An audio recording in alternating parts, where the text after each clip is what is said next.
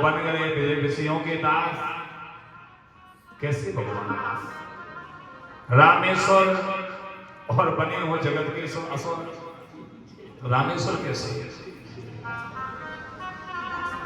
शांति, लक्ष्मी, रुक्मणी, राधा नाम तो हम जल्दी रख लेते हैं, लेकिन नाम के हिसाब से कहीं ना कहीं हमें काम भी करना चाहिए। हमारा नाम क्या है उस पर हमें हर समय चिंतित रहना चाहिए कि कहीं हमारा ये नाम है, अब हमसे कोई अपराध न बन जाए। अगर हम लक्ष्मण हैं तो लक्ष्मण की तरह हमारे भाव भी बने रहे, कहीं हम बिगड़ नहीं जा रहे हैं। कोई भी नाम है किसी का भी, तो नाम के हिसाब से भाव बने रहे। तो सुशीला यथा नाम तथा गुण। और सुदामा जी को तो कमाल कर दिया व्यास जी महाराज ने, क्या प्यारे प्यारे शब्दों से संबोधित किया। कृष्णस्यासीत् सखा कश्चित् ब्राह्मणो ब्रह्मवित्तमान् विरक्तेन्द्रियार्थेषु प्रशान्तात्मा जितेन्द्रिया। सुदामा जी कौन है? बोले कृष्णस्यासीत् सखा कश्चित्, भगवान के मित्र हैं, ब्राह्मण हैं। और ब्राह्मण कैसे? बोले ब्रह्मवित्तमान्, ब्रह्म वृत्तियों को जानने वाले हैं। केवल कहने से ब्राह्मण नहीं है मैं ब्राह्मण, कहने से काम नहीं चलेगा, ब्रह्म वृत्तियों को अपनाना पड़ेगा। ब्रह्म वृत्ति क्या है? बोले नित्य घर में पंचयज्ञ करते रहना। पंचयज्ञ क्या है? बोले स्वाध्याय, ये ब्रह्म यज्ञ है, भगवान को भोग लगाना ये देव यज्ञ है, और स्वाध्याय रत रहे, भगवान को भोग लगाए, नित्य आहुति करना, मछली को आटा डालना, गौ को गिलास निकालना, ये यज्ञ किसके घर में होते हैं? ये ब्रह्म वृत्ति है। स्वभाव कैसा है सुदामा जी का? प्रशांत आत्मा, प्रसन्न आत्मा है, मस्त रहते हैं, मस्ती में रहते हैं। दुनियादारी जाए भाड़ में, हमें अपने कृष्ण से काम, राम से, श्याम से काम, हमें लेना क्या है? सदैव प्रसन्न रहते हो। जो प्रसन्न रहता है वो गरीब नहीं हो सकता, वो दरिद्र नहीं हो सकता, सूखी रोटी तो खा सकता है, एक टाइम भूखा तो रह सकता है, लेकिन उसको गरीब नहीं कह सकते। क्योंकि जीवन की सबसे बड़ी कमाई है प्रसन्नता, मधुर मुस्कान। इससे बड़ी कमाई जीवन की दूसरी नहीं है। प्रसन्न रहो। हम घर परिवार में सूखी रोटी खा रहे हैं, लेकिन पति पत्नी बच्चे सास ससुर भाई एक साथ मिलकर बैठ के विचार करते हैं। जिस घर में घर के हर कार्य सब मिलकर विचार बना के आगे बढ़ाए जाए, उससे बड़ा संपन्न परिवार कुल खानदान दूसरा नहीं हो सकता, उससे बड़ा सुखी कोई नहीं है। वो चाहे पैसा रुपया कितना ही कमा लो, भाई भाई एक दूसरे को देख नहीं सकता। माता पिता भी विच्छेद बना है, पिता पुत्र में दूरियां बढ़ गई, तो ऐसी संपत्ति किसी मतलब की नहीं है। तुम कितना ही कमाना, तुमसे ज्यादा गरीब इस दुनिया में दूसरा नहीं है। तो परिवार एक नहीं कर पाए, भाई भाई सारे नहीं रह सकते हो, माता पिता तुम्हें वजन बढ़ गए, तो तुमसे बड़ा दरिद्र कौन हो सकता है? तुमसे बड़ा गरीब कौन हो सकता है? धनवान तो वो है जो परिवार को लेके चला। तो सुदामा जी ऐसे ही है, प्रशांत आत्मा है, जितेंद्रिय नहीं है, इंद्रियों के बस में ये नहीं चलते, जब जैसे चाहे इंद्रियों को ये अपने बस में चलाते हैं, इंद्रियों के बस में नहीं बोलते। एक दिन सुशीला बोली महाराज, हमने सुना है आपके मित्र कन्हैया। ये सुशीला कब बोली? जब एक बार वर्णन आता है द्वारकाधीश भिक्षुक बन के सुदामा जी के दरबार पधारे, आवाज लगाई भिक्षा में। घर में सुदामा जी थे, सुशीला बढ़ के गई, हाथ जोड़ के बोली महाराज क्षमा करना, कोई व्यवस्था नहीं है घर में, मैं आपको दे नहीं सकती। भिक्षुक भी तो साधारण नहीं है, द्वारकाधीश है, क्यों नहीं दे सकते थे? क्या कारण है? तो हाथ जोड़ के बोली महाराज हमारे घर में सूतक है, और सूतक में न दान लिया जाता है न दान दिया जाता है। सूतक है, किस बात का सूतक देवी? और सुशीला बेचारी क्या करे? बोले महाराज हमारे घर में एक बेटी ने जन्म लिया है, शोक है, असुर में सुंदर है, न लेना न देना सब अपराध है। तो फिर पूछा कौन सी कन्या ने? तो शीला के मुख से निकल गया, हमारा गरीबी रूपी कन्या हमारे घर में जन्म ले चुकी है। दरिद्रता रूपी सूतक हमारे घर में प्रवेश कर गया, हम आपको दान कैसे दें? ठाकुर जी बोले, देवी कहीं तुम सुदामा की पत्नी तो नहीं हो? अरे महाराज बिल्कुल सही पहचाना, मैं सुदामा की पत्नी हूँ। ये नहीं कहा कि दुर्भाग्य है मेरा जो मुझे ऐसा दर्द मिला, नहीं, तो सौभाग्य है मेरा जो सुदामा जैसा पति मुझे मिला है। ये माताओं को ध्यान देना चाहिए इन शब्दों पर। आजकल थोड़ी सी भी इनकी जरूरत पूरी ना हो पाए, थोड़ी सी घर में आपत्ति विपत्ति कष्ट आ जाए तो माताएं बरस जाती हैं। सब नहीं, जिनके अंदर विवेक नहीं होता है। लेकिन माताओं को सोचना चाहिए तो घर में हो, लेकिन जो कमा रहा है, जिसे घर परिवार चलाना है, कैसे वो करना है, कैसे मैनेजमेंट कर रहा है, सब चुका रहा है, उसके हृदय में झांक के देखिए। तुम्हें तो घर में जाके जरूरत केवल आदेश देना है। प्रेम से रहिए, एक कमी को हर समय छुपा के रखिए। जरूरी नहीं कि हर बात पर तुम घर में महाभारत करो, हर बात पर तुम घर में कलेश करो, ये जरूरी नहीं है। एक दूसरे के भावों को समझिए, एक दूसरे को लेके चलिए। वो संबंध है, वो पति पत्नी का प्रेम है। अगर नहीं समझ पाए, छोटी छोटी बात पर क्लेश करने लगे, तो समझो तुमसे बड़ा दर्द दुनिया में कोई नहीं है। कलयुग अलग से नहीं है, कलह के युग का नाम ही कलयुग है। जहाँ पिता पुत्र में बात बात में झगड़ा, भाई भाई में झगड़ा, पति पत्नी में झगड़ा, राजा प्रजा में झगड़ा, गुरु शिष्य में झगड़ा, यही कलह जिस घर में जाना है, समझो उसमें पूर्ण कलयुग प्रवेश कर गया। कलह की कलयुग, कलह के युग का नाम। सुशीला प्रसन्न हुई, बोले महाराज आप मेरे पति को जानते कैसे हो? तो बेचो बोला, कौन नहीं जानता तुम्हारे पति को? दुनिया का, अच्छा इतने फेमस है हमारे पति, दुनिया जानती। बोले हाँ, कैसी जानती है, क्या विशेषता है? तो बताया तुम्हारे पति के मित्र द्वारका के राजा हैं। और इतना कह के ठाकुर जी अंतर ध्यान हो गए। सुशीला घर में आई, बोले आनंद ये बात में आकर छुपाई, द्वारका के राजा हमारे स्वामी के मित्र हैं और फिर भी हम दुखी, फिर भी हम निराश। सुदामा जी जब घर में आए, सुशीला हाथ जोड़ के बोली, स्वामी क्या सुन रही हूँ कि आपके मित्र द्वारका के राजा हैं? और जैसे इतना कहा तो सुदामा विह्वल हो गए। अरे देवी कमाल कर दिया, तुमने तो आज हमारे लंगोटिया यार की याद दिला दी। मित्री नहीं, लंगोटिया यार है, एक साथ पढ़े, एक गुरु के चेला। और समय समय का फर्क देखो, आज वो द्वारका का राजा बना बैठा है और मैं छोटी सी सुदामा नगरी का नाम मेरे को बन के ले रहा हूं। सुशीला बोली महाराज कोई बात नहीं, अपने आप को आप छोटा क्यों समझ रहे हैं? द्वारका इसका मित्र है, अपने आप को छोटा समझे, ये उचित नहीं है। और एक काम कर लो आप, क्या कि नाते जाओ चले द्वारका को, इस नगर में गुजारा नहीं है, दूर कर देंगे दुख बंसी वाले, मुसीबत में पुकारा नहीं है। प्रिय मानो तुम बातें हमारी, कृष्ण से है मित्रता तुम्हारी, वो देख लो तो मुसीबत में किसने लिया उसका सहारा नहीं है। ऐसा कौन हुआ जिसके ऊपर आपत्ति विपत्ति आई हो, उसने कन्हैया को न पुकारा हो?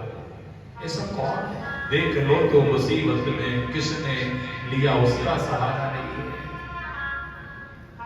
तो सुदामा जी बोले, कैसे जाऊं प्रिय द्वारका को, अभी सोचा विचारा नहीं है,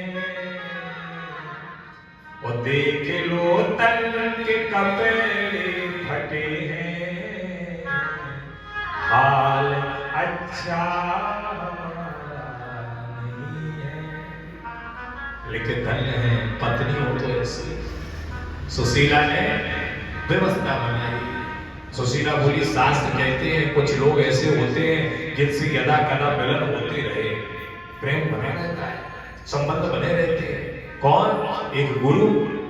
साल में कम से कम एक बार गुरु से जरूर मिलो। एक मित्र है, एक पिता पुत्र का संबंध है, और एक है अपनी बेटी। आप कितने ही दूर हैं, अगर पुत्र हैं तो आपको चाहिए कि साल में एक बार अपने गांव, अपने माता पिता से मिलने जरूर पहुंचे। आप माता पिता हैं, आपकी बेटी अगर नहीं आ पा रही है तो आपका कर्तव्य बनता है कि आप बेटी के पास जाएं और साल में एक बार अपनी बेटी से अवश्य मिलें। और मित्र है तो साल में एक बार मित्र से जरूर मिलें। तो सुदामा जी बोले, देवी शास्त्र यह भी तो कहते हैं कि इनके पास कभी खाली हाथ मत जाओ, कुछ न कुछ लेके जाओ। अगर आप बेटा है तो माता पिता को जो अति प्रिय वस्तु हो उस वस्तु को जरूर लेके जाए, क्योंकि बूढ़े माता पिता को इंतजार रहता है कि आज मेरा बेटा आ रहा है, मेरे लिए जरूर कुछ ना कुछ लाएगा।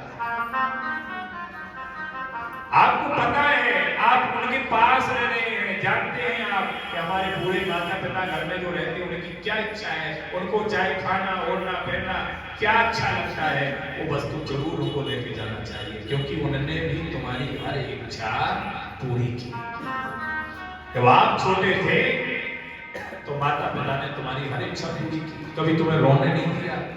जिस चीज पर तुम मचल गए तो स्वयं मजदूरी करके तुमको वो पूरा किया।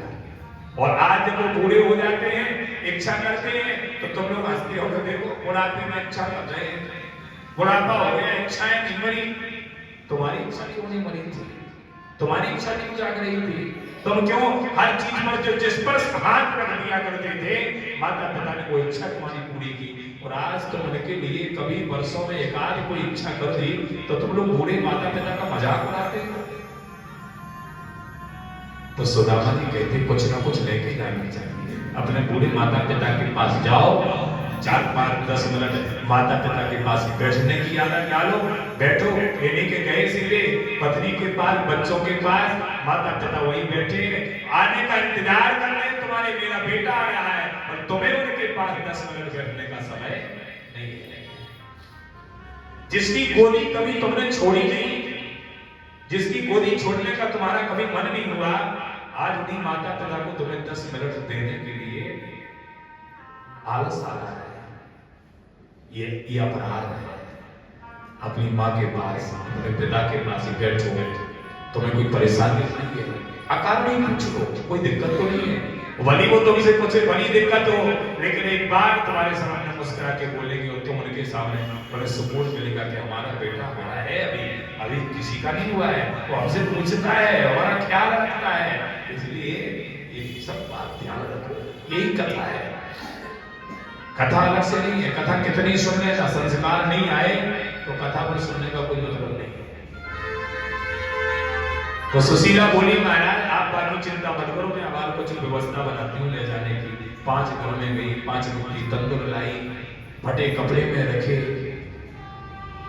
और उसमें एक पत्र लिख दिया, क्योंकि सोचने लगी हमारे स्वामी बड़े संकोची स्वभाव के हैं, सरकार पूछेंगे क्या हाल है, हमारे पति कहेंगे सब चकाचक है, कोई कमी नहीं है, तो उन्हें पता कैसे चलेगा क्या हाल है?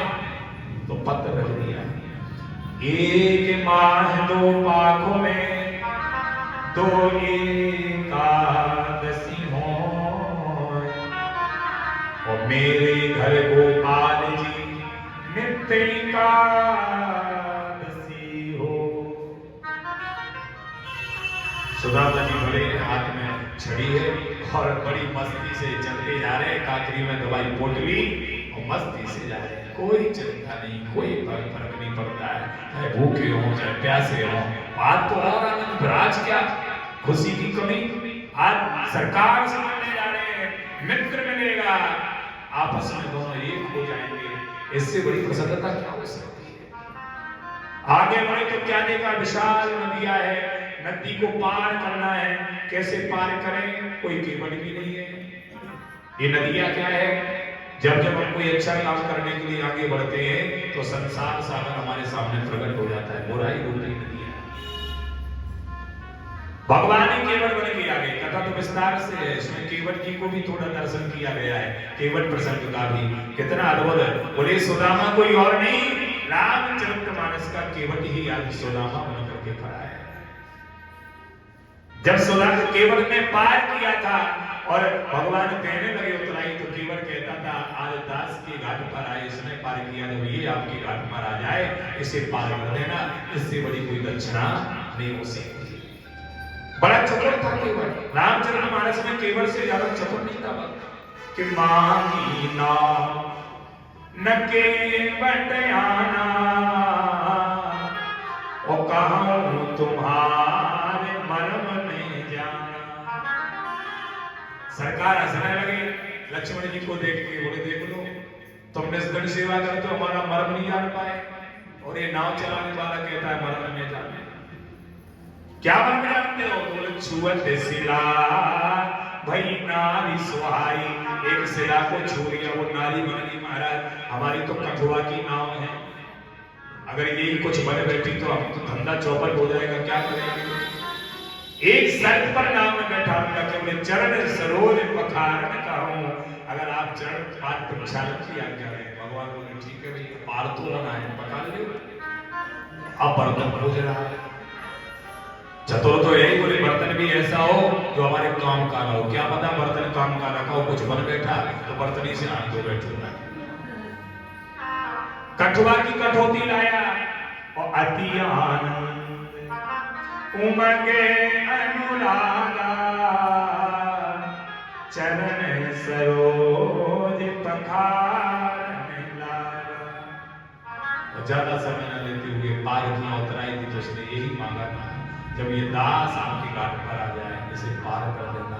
आज द्वारकाधीश केवट बन के प्रकट हो गए और पार किया। योग माया के माध्यम से रातों रात वह स्थापित कराया द्वारका में।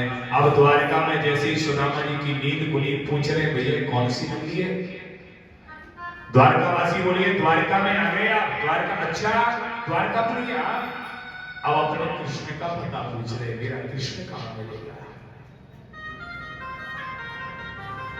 बोले यार कौन कृष्ण, कैसा कृष्ण? यहाँ कोई कृष्ण नहीं रहता। अरे बोले वो तुम्हारा राजा।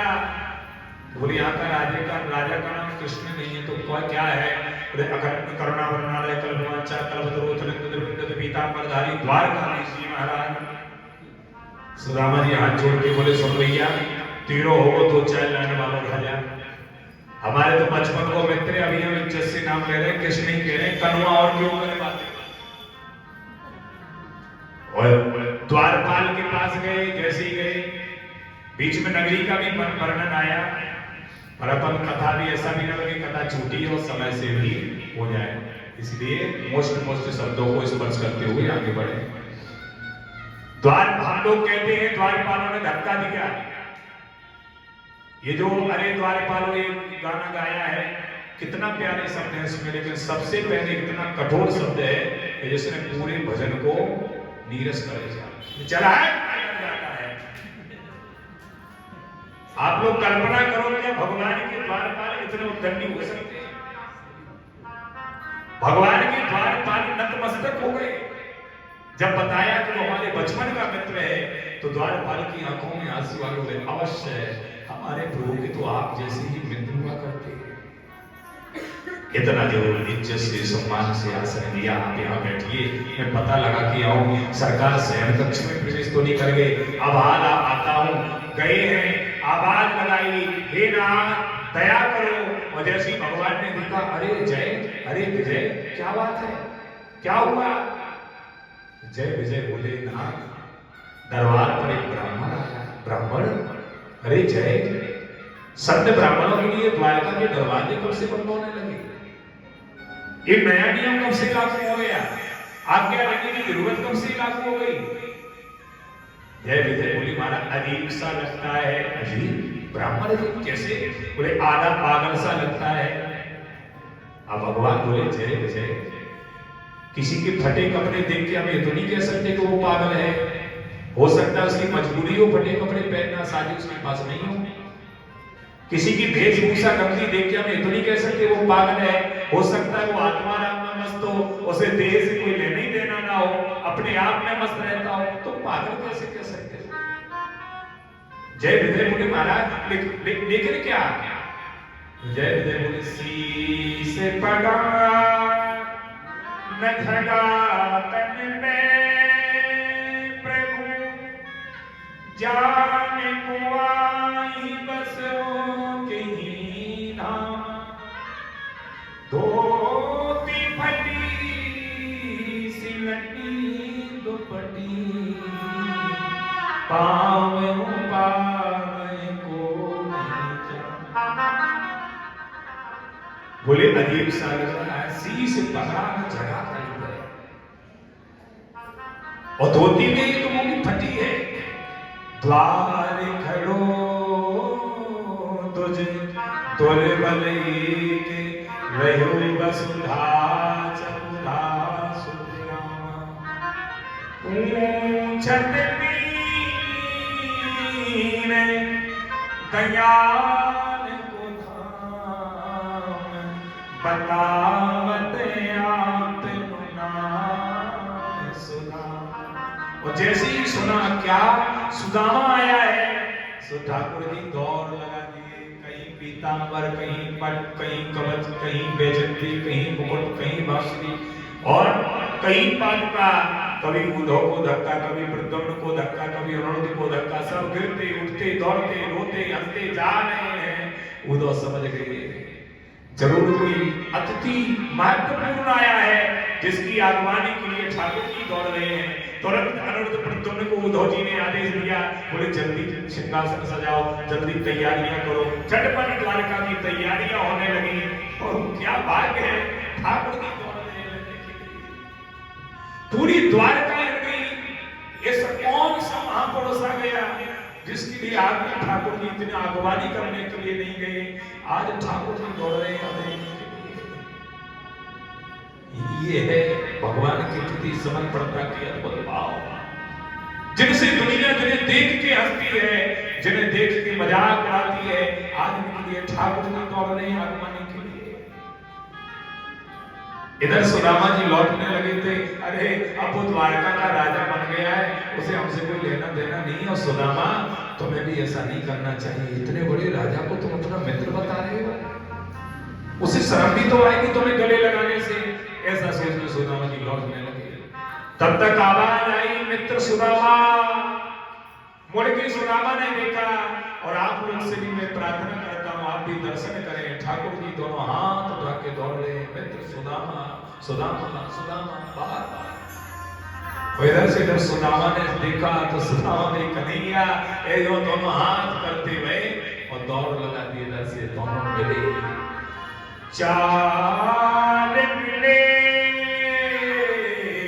64 खिले 20 रहे कर जो हरिजन से हरिजन मिले, हर से साथ करो। चार मिले, 2 द्वारकाधीश के, 2 को सुदामा जी के, 64 खिले 32 खिल गई एक दूसरे की, 20 रहे कलयोर, 10 मिली सुदामा जी की, 10 द्वारकाधीश की। एक कहता मित्र तूने कृपा की, इतनी दूर से चल के आ गया। वही कहता नहीं, तूने कृपा की, इस भेष में भी मुझे पहचान किया। कृष्ण के संग सुदामा को लेकर रथ में लौकी हो चला है।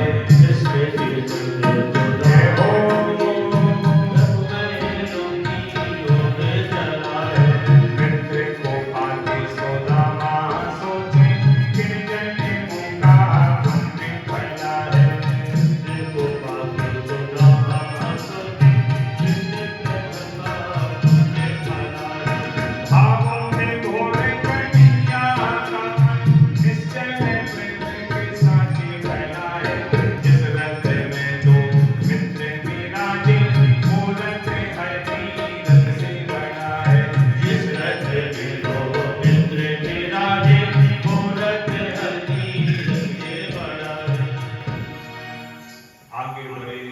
आसन पर बैठाया, सुदामा जी को सरकार नीचे बैठ गए, रुक्मणी आदि रानियों से बोले देख क्या रही हो, ब्राह्मण आए हैं, पात्र लाओ, पाद प्रक्षालन करेंगे। और इधर जब लेने गई तो सुखदेव जी कहते हैं राजा जरा दर्शन कर लो, इनको आने में देरी हुई तब तक तो ठाकुर जी ने पूजा कर दी।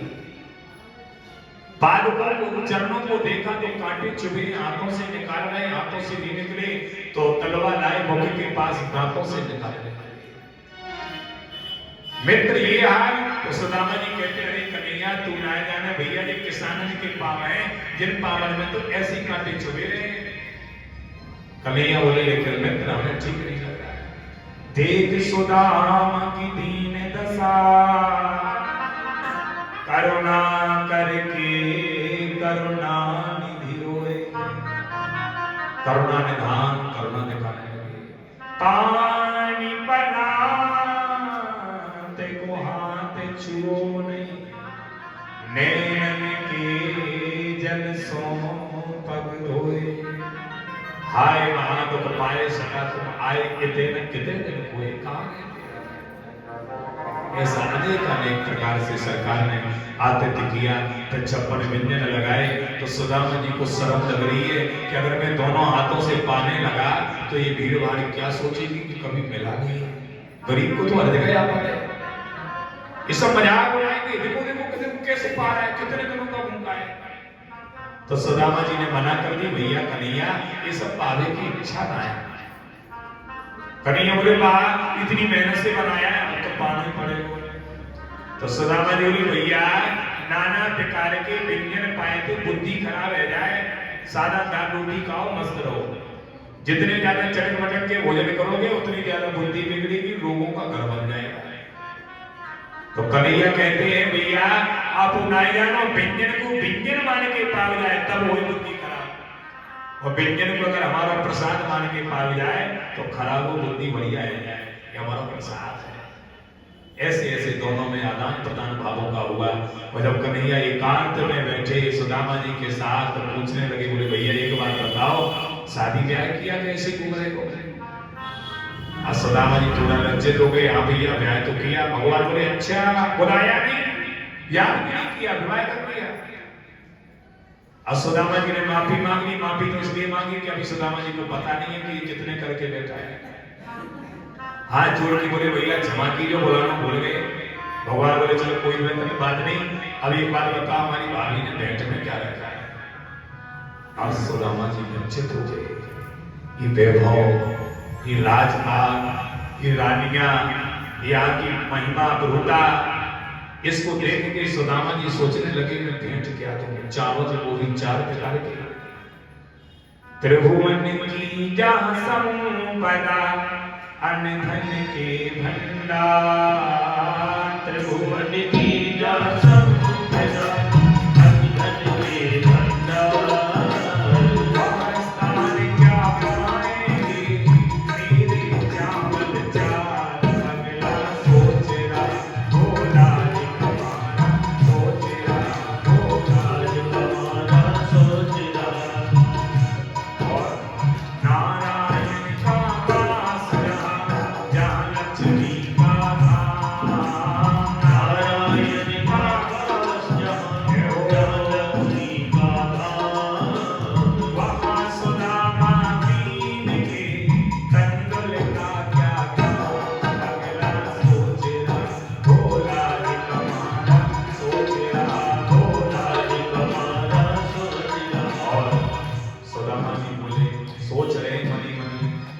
कि अगर चावल निकाल के दिया तो ये सब कहीं मजाक उड़ाएंगे, सब हंसेंगे, मैं मजाक बन जाऊंगा भीड़ भाड़ में।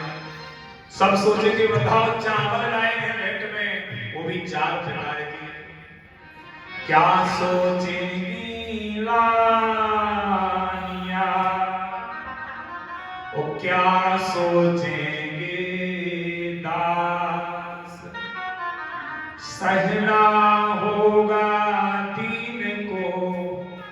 जन जन का उपहास। पगला सोच रहा वो लाज का मारा सोच रहा। चावल नहीं निकाले, पोटली चपाली सिरहाने धर पोटली, चावल रहा छिपाए, और त्रिभुवन पति को भेंट ये देने में सकुचाए, आ गए श्याम सखा इतने में, आ गए श्याम सखा, गरीबी हाल कहो बिहार, सुदामा मिलन श्याम से आए। ऐसी स्थिति सुदामा जी की। घर में नैया फूटी कौड़ी, भूखन मर गए मोरा मोड़ी, विधाता चलते हो कैसी चाल, सुदामा मिलन श्याम से आए। पोटली को छुड़ाया, खोला तो सबसे पहले सुशीला का वो पत्र मिला। पत्र में क्या लिखा है? एक माह दो पाख में दो एकादशी हो, और मेरे घर गोपाल जी नित्य एकादशी हो। और संबोधन कितना प्यारा है, प्यारे, बड़ी कृपा है आपकी, बड़ी कृपा, अवडनीय कृपा है। एक माह में दो बार एकादशी होती है, लेकिन हमारे घर नित्य एकादशी। अब बताओ कृपा नहीं है तो क्या है?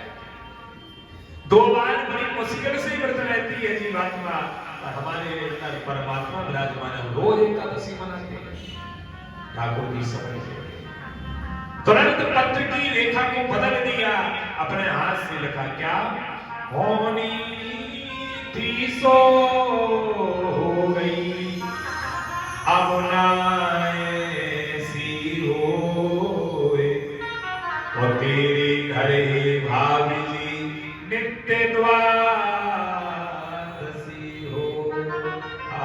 और बरसाना चालू, पहली मुट्ठी में लेते ही प्रभु ने स्वर्ग सुदामा को दान दिया है।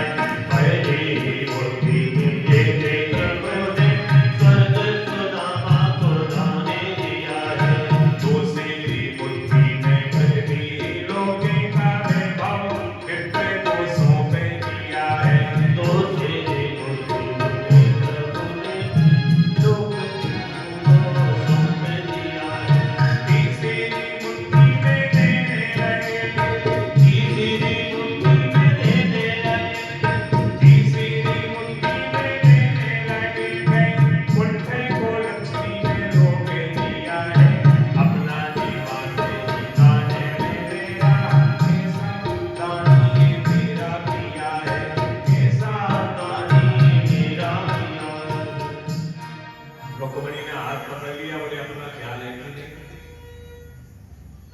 भगवान बोले देवी ये मत सोचो कि आज तुम यहाँ रानी बन के बैठी हो तो इसी की कृपा है, इसी की कृपा से रानी बनी हो।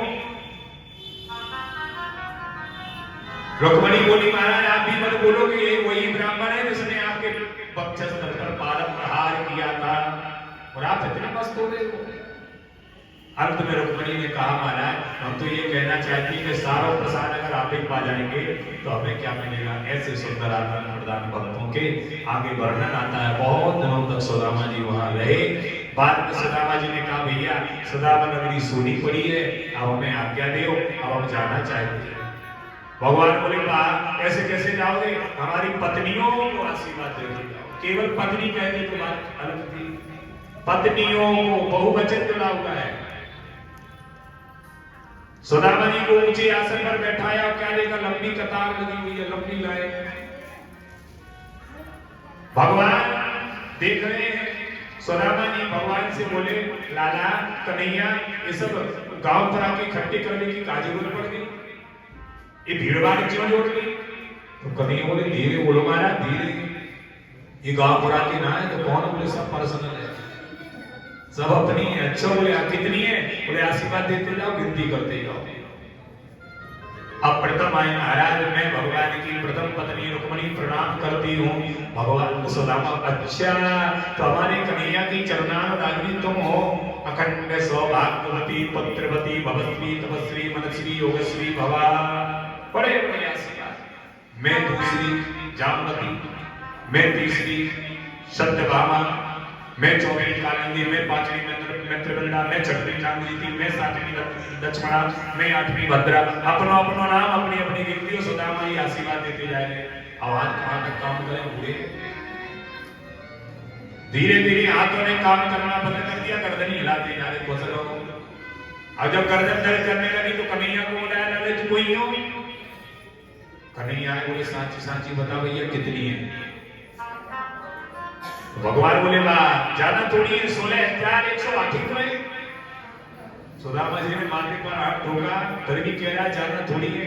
हाथ जोड़ के बोले भैया एक काम कर, क्या? बोले सबकी पोती तू ही हमें प्रणाम करना। अगर तेरी पत्नियों को आशीर्वाद देने लगा तो मेरा काम हो जाएगा। मेरी पत्नी को कौन देगा आशीर्वाद?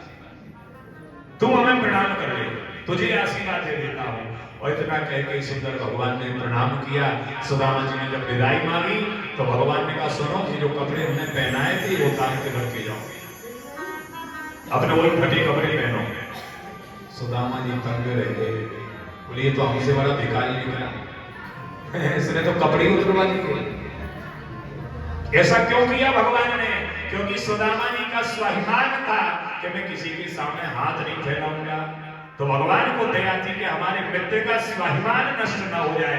ये द्वारकावासी ये न कहेंगे देखो भिखारी बन के आया था, पुजारी बन के जा रहा है। तो भगवान ने कहा जैसे आए थे वैसे ही जाओ, ताकि द्वारकावासियों को ये न लगे कि मैंने तुम्हें कुछ दिया है। जो जिसे देना होता है वो दिखाता नहीं है, वो दे देता है, करुणा बरसा देता है। ठाकुर जी ने बरसा दी। सुदामा जी जा रहे हो, क्या सोच रहे हैं? कहती थी अब अपनी पत्नी की सोच रहे हैं कि उसकी बड़ी आस थी द्वारकाधीश कुछ देंगे, कुछ झोली भरेंगे, आदमी होगा, लेकिन उसने तो कपड़े भी उतरवा लिए। कहती थी बिन मांगे झोली भरते नाथ, और धोखा हुआ वसुंधरा बेचारी के साथ। पगला सोच रहा क्यों आया, पगला सोच रहा क्या पाया, पगला सोच रहा। आया खाली हाथ था, वो जा रहा खाली हाथ।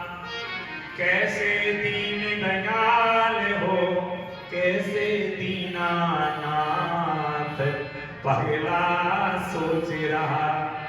और जब यहाँ आए अपनी नगरी में तो अद्भुत वर्णन, 2 पंक्तियों के माध्यम से वो पूरा वर्णन सुने। इसके बाद आगे कथा केवल 10 मिनट कथा होगी, इसके बाद आरती। अरे मंदिर देख सुदामा, मंदिर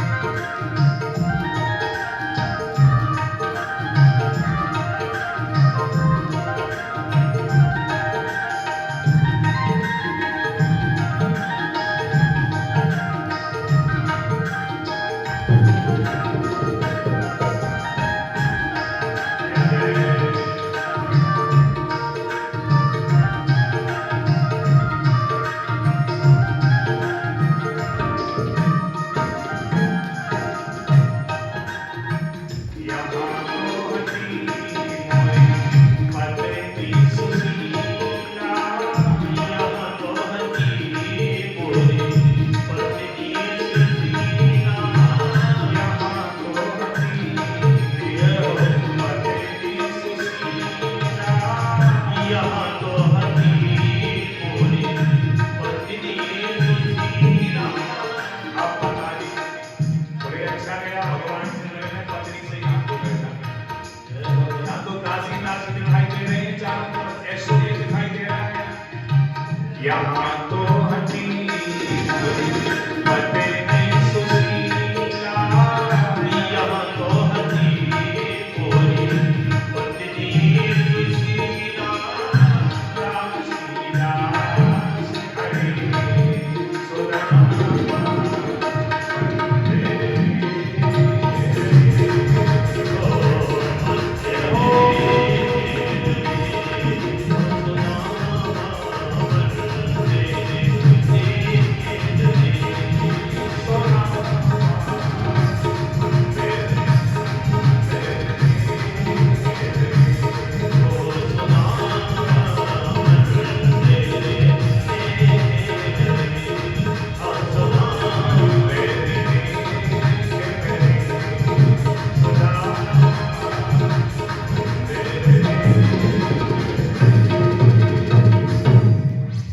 बोलो भक्तवत्सल भगवान की। ऐसे सुदामा जी का पावन प्रसंग है। सुखदेव भगवान ने शब्दों के माध्यम से परीक्षित को दर्शन कराया। और ये कथा क्यों सुनाई थी? संबंध को लेकर के संबंध बनाइए।